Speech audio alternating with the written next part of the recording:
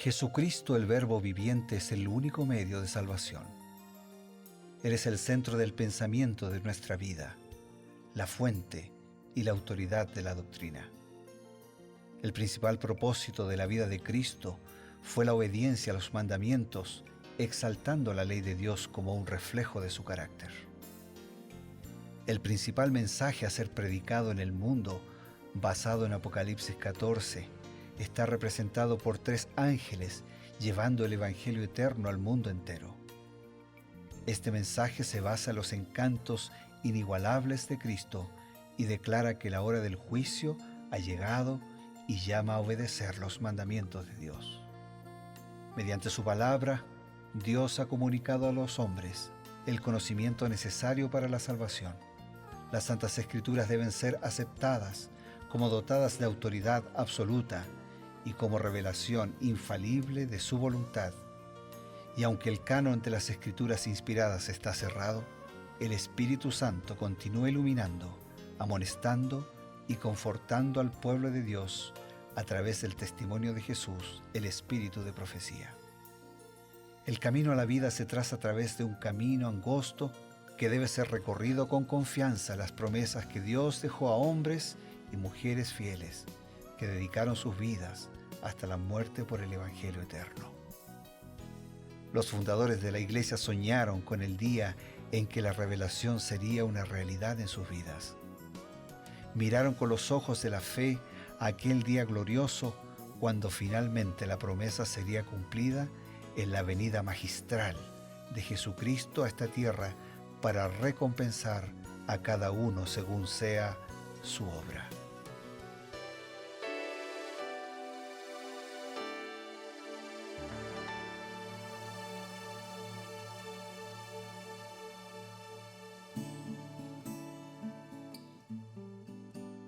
Qué grato es encontrarnos una vez más a través de la señal de Nuevo Tiempo, la señal de esperanza, en este programa Creed en sus profetas. El programa que se dedica al análisis, a la reflexión de un capítulo por día, acompañando a otro programa similar que es Revivados por su Palabra, pero esta vez con un complemento, el consejo del Espíritu de Profecía, al tocar algunos de los temas abordados por estos capítulos. Para esta tarea, siempre nos congregamos junto al pastor Bruno Razo. Gracias, Pastor Eber, y lo hacemos con gusto. Y lo que hacemos es seleccionar algunas preguntas, los temas más destacados del capítulo, y leer y reflexionar sobre lo que Elena de White expresa en relación a esos temas, buscando siempre conocer más, pero conocer más para vivir mejor, ¿no? Hoy nos detenemos en 2 de Samuel, capítulo 14, pero antes enviamos un abrazo, cariño, respeto a todos nuestros amigos, a todos nuestros hermanos. Pastor, en este capítulo nosotros vemos a Joab, uno de los grandes capitanes de David, pero que sentía una simpatía especial por su hijo Absalón. Absalón había cometido un grave delito, había matado a su hermano Amnón, justificado según él porque Amnón a su vez había cometido otro grave delito, ¿no? Una bajeza en Israel, como lo menciona la misma Biblia. Finalmente, después de un tiempo, Joab, utilizando un truco, utiliza a una mujer y la mujer viene y le cuenta una historia truculenta a David, ¿no? Mira, tengo 2 hijos y los 2 hijos, ¿no? Uno mató al otro descuidadamente y ahora me están pidiendo la vida de ¿qué hago? ¿No? Tengo que perdonar. Lo envuelve tanto a David que dice, bueno, tenemos que perdonar a este muchacho pobrecito.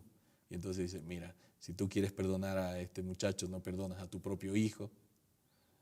Y lo entrampa, ¿no? Entonces, entrampado en sus propias palabras, dice, bueno, está bien. Lo dejó sin salida. Lo dejó sin salida. Entonces, que vuelva a Absalón. Solo que David no le permite a su hijo volver al palacio. ¿Qué nos amplía Elena White a este respecto? Muy buena introducción. Patriarcas y Profetas, página 721, leemos. Se le permitió a Absalón que volviera a Jerusalén, pero no que se presentara en la corte ni ante su padre. David había comenzado a ver los efectos de su complacencia hacia sus hijos, y aunque amaba tiernamente a este hijo hermoso y tan bien dotado, creyó necesario manifestar su aborrecimiento por su crimen como una lección tanto para Absalón como para el pueblo. Absalón vivió durante 2 años en su propia casa, pero alejado de la corte. O sea que a pesar del amor y del vínculo familiar, él lo desaprobó. Claro. O sea, y de paso es lo mismo que hace Dios con nosotros, ¿no? Dios desaprueba nuestro pecado, pero continúa amando.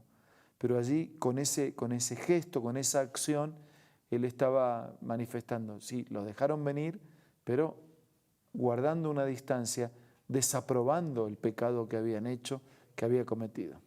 Y es interesante cómo David estaba tratando de buscar un equilibrio a esta situación, tratando de demostrar, por un lado, su desaprobación por el crimen que había cometido Absalón, y por otro lado, también buscando el lado de la misericordia. Es difícil equilibrar estas Pasa dos que cosas. ahí es una línea muy, muy delgada, Claro. entre la misericordia y la justicia, ¿no? Porque si la persona va muy hacia lo justo, parece que fuese severo, sin corazón, ¿no? Claro. Y si la persona va hacia lo misericordioso, parece que no es justo y que, claro, porque después de todo eran parientes, está tapando el pecado, ¿no? O sea, es muy difícil mantener el equilibrio. Por eso ese equilibrio perfecto se cumplió en la cruz. En la cruz la justicia y la misericordia se besaron. ¿Por qué? Porque Dios condenó al pecado. La paga del pecado era la muerte y el Hijo de Dios murió. Claro. Pero por el otro lado murió el que no tenía que morir porque no tenía pecado.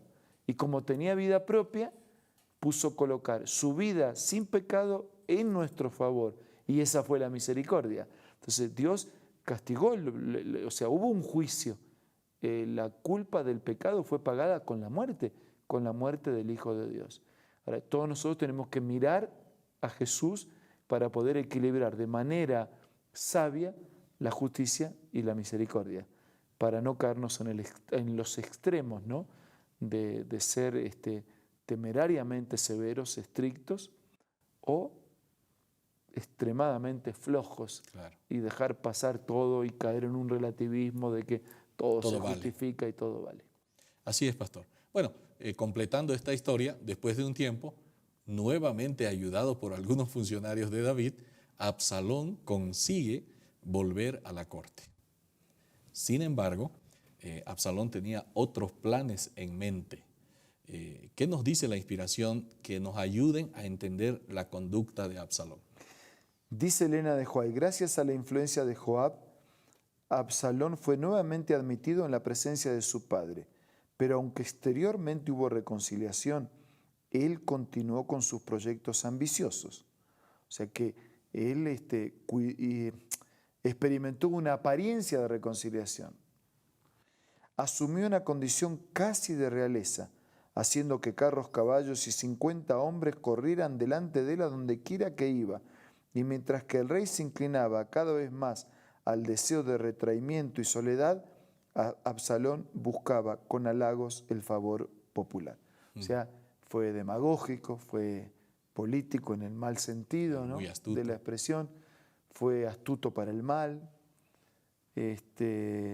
así que Calculador, podríamos decir. fue calculador, fue simulador. Claro. Cuando el arreglo no nace del corazón, tarde o temprano se nota. Y al notarse, parece que David como que no le importaba mucho. Incluso más adelante nosotros vamos a ver que David prefería dar la vida, su propia vida, en vez de ver morir a ese hijo, ¿no? Más adelante conocemos la historia, cómo desencadena, pero ahora volviendo aquí, dice que, interesante, él estaba retraído, no quería más, en soledad, y eso aprovechó a Absalón, ¿no? Como que había una especie de vacío de poder, y empezó a gestar el hecho de ganarse la confianza, el cariño del pueblo. Se paraba a la puerta, les daba consejos, les decía, miren, yo estoy tratando sus casos, ¿no? Mientras allí en el trono nadie los atiende. fue bastante astuto, calculador, como ya se mencionó, y poco a poco fue abriéndose camino para conquistar los corazones de los súbditos de Israel. La actitud de Absalón es la misma actitud que tuvo Lucifer en el cielo y que tiene Satanás en la tierra y que tiene todo aquel que vive a espaldas de Dios, ¿no? Satanás también dijo, Dios es muy exigente, muy injusto.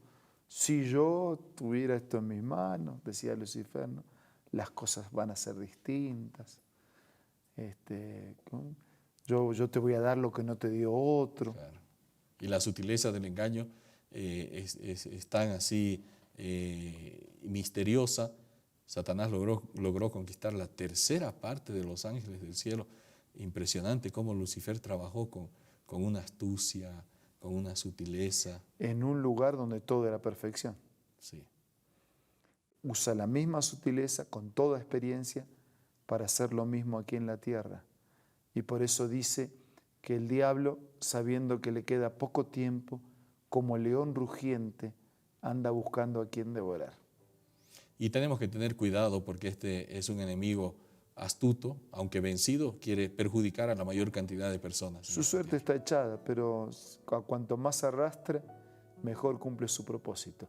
Lo opuesto a Dios, el Señor, a cuanto más puede salvar, mejor cumple el propósito de su sacrificio en favor de todos. Así es, pastor. Como ustedes ven, estos temas son tan importantes que no podemos soslayar de ninguna manera cada enseñanza espiritual. Mientras meditamos en esto, también queremos presentarles un consejo importante y enseguida volvemos. Hola, ¿quieres saber cuál es la importancia del cristiano? Acompáñame en la lectura de esta cita.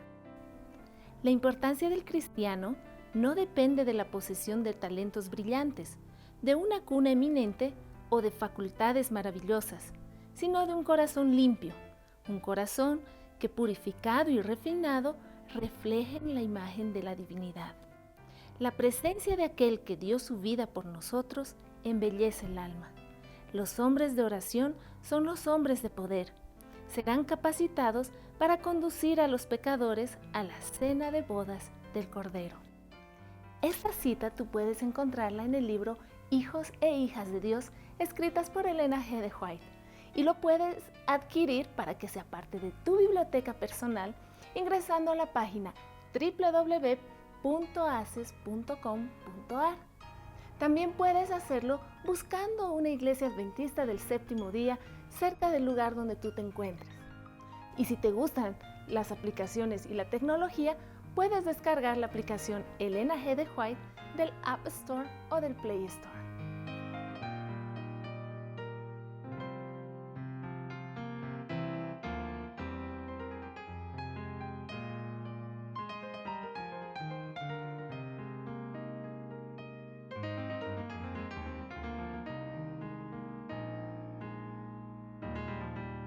Pues bien, amigos, estamos ya llegando a la parte final de este programa, no sin antes presentarles una nueva invitación.